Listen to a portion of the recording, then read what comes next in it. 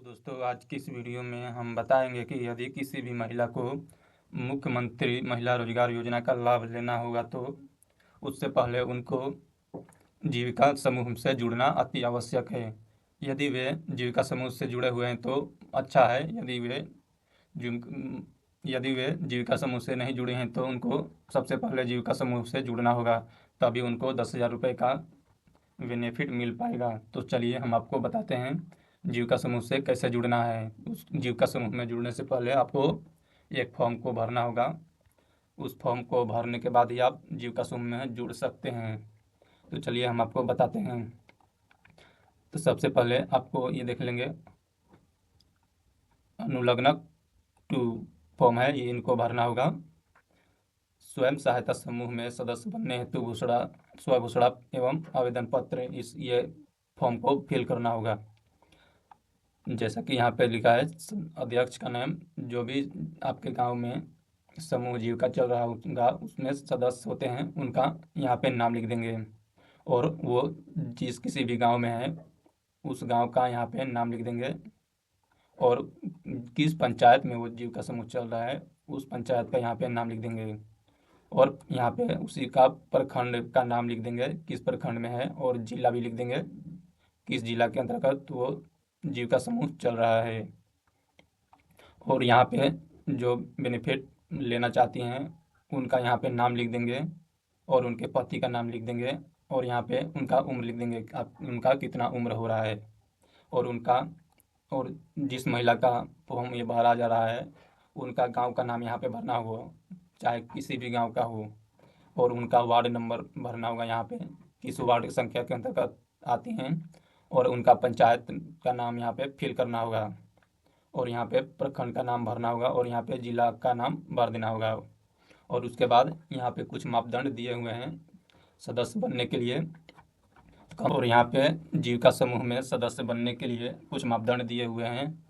यदि जिस किसी भी महिला को समूह में सदस्य बनना है तो उनका 18 वर्ष से 60 वर्ष के बीच उम्र होना चाहिए। यदि है तो यहाँ पे हाँ लिखेंगे, या अगर नहीं है तो नहीं लिख देंगे।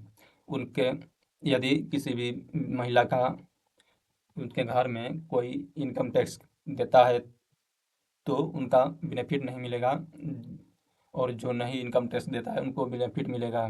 यदि आप इनकम टैक्स नहीं देते हैं तो यहाँ पे हाँ लिखेंगे, और उनके परिवार में कोई किसी का भी सरकारी सेवा में नहीं होना चाहिए।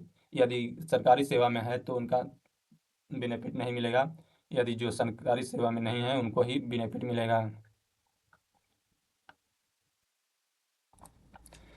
तो सदस्य बनने के लिए निर्धारित मापदंड को पूरा करना होगा। यदि उस औरत का 18 वर्ष और 60 वर्ष के बीच उम्र होगा तो वे हाँ लिखेंगे। यदि उनके पति आयकर दाता की श्रेणी में नहीं आते हैं तो इनकम टैक्स नहीं देते हैं तो हाँ लिखेंगे। यदि उनके पति सरकारी सेवा में यानी कि सरकारी नौकरी नहीं करते हैं तो हाँ लिख देंगे इसमें। मैं समूह की बैठक में सदस्य समय देने के लिए तैयार हूँ। यदि वे औरत समूह के सदस्य बनने के बाद उस समूह में अपना समय देने के लिए तैयार है तो यहाँ पे हाँ लिखेंगे। यदि उनके परिवार में किसी भी महिला का सदस्य पहले से समूह में सदस्य होंगी तो नहीं लिखेंगे। यदि कोई नहीं होगा सदस्य तो हाँ लिख देंगे, और उसके बाद नीचे आ जाएंगे और यहाँ पे जिनका फॉर्म भरना है उनका नाम लिख देंगे, और यहाँ पे सिग्नेचर कर देंगे, और जिस दिन आप फॉर्म को भर रहे हैं उस दिन का डेट यहाँ पे डाल देंगे, और अपने समूह के सीएम दीदी को जाकर जमा कर देंगे। और आप इस फॉर्म के साथ आधार कार्ड और मोबाइल नंबर भी ले जाकर दे देंगे। तो हम आपको बताते हैं कि 10,000 का बेनिफिट लेने के लिए कौन सा फॉर्म भरना होगा। तो 10,000 का बेनिफिट लेने के लिए प्राथमिक निवेश हेतु मांग पत्र भरना होगा, अनुलग्नक 1 भरना होगा फॉर्म। यहाँ पे उसी प्रकार से यहाँ पे अपने समूह के अध्यक्ष का नाम यहाँ पे डाल देंगे, और ग्राम का नाम डाल देंगे, किस गांव में ये समूह चलता है, और ग्राम का पंचायत का नाम डाल देंगे, किस पंचायत के अंतर्गत ये समूह चलता है, और प्रखंड डाल देंगे, और जिला का नाम डाल देंगे। और यहाँ पे जो भी महिला 10,000 रुपये का बेनिफिट लेना चाहती हैं उनका यहाँ पे नाम डाल देंगे और उनके पति का नाम इसमें फिल कर देंगे। यदि वो लड़की है तो उनके पिता का नाम डाल देंगे, यदि औरत है तो उनका पति का नाम डाल देंगे। पे अपना कैटेगरी को चूज कर लेंगे, किस कैटेगरी के अंतर्गत आप आते हैं, और अपने गांव का नाम यहाँ पे डाल देंगे जिस गांव के आप होंगे, और अपना वार्ड नंबर डाल देंगे यहाँ पे, और पंचायत का नाम इसमें डाल देंगे, और अपना प्रखंड को यहाँ पे फिल कर देंगे, और जिला का नाम यहाँ पे डाल देंगे। यहाँ पे अपने जीविका समूह का नाम डाल देंगे, और यहाँ पे जीविका समूह जिस गांव में होंगे उसका नाम डाल देंगे, और यहाँ पे पंचायत का नाम डाल देंगे जिस पंचायत में जीविका समूह चल रहा है। यहाँ पे ग्राम संगठन का नाम डाल देंगे जिस ग्राम संगठन के अंतर्गत आपका समूह चलता है उसका नाम डाल देंगे, और यहाँ पे अपना बैंक खाते का विवरण डाल देंगे। यहाँ पे बैंक का नाम डाल देंगे, और यहाँ पे खाता नंबर को डाल देंगे, और यहाँ पे शाखा का नाम डाल देंगे, और यहाँ पे IFSC कोड, और यहाँ पे आधार कार्ड का नंबर डाल देंगे, और यहाँ पे अपने परिवार के कुल सदस्य का संख्या लिख देंगे, और यहाँ पे लिखेंगे कितने पुरुष हैं आपके परिवार में और कितने महिलाएं हैं, और उसके बाद नीचे आ जाएंगे और यहाँ पे नाम लिख देंगे और सिग्नेचर कर देंगे, और अपना मोबाइल नंबर को डाल देंगे, और यहाँ पे डेट लिख देंगे जिस डेट में आप बना रहे फॉर्म को भर रहे हैं।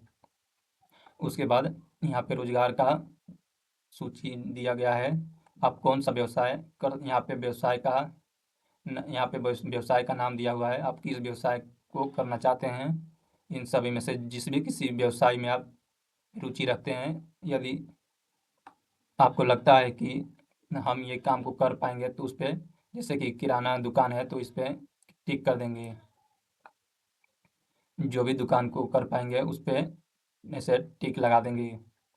यदि इन लिस्ट में से कोई भी दुकान नहीं करना चाहते हैं वह, और आप अलग ही दुकान करना चाहते हैं, तो अपना अपना व्यवसाय का नाम लिख देंगे, और यहाँ पे अपना हस्ताक्षर कर देंगे, और अपने समूह में ले जाकर जमा कर देंगे।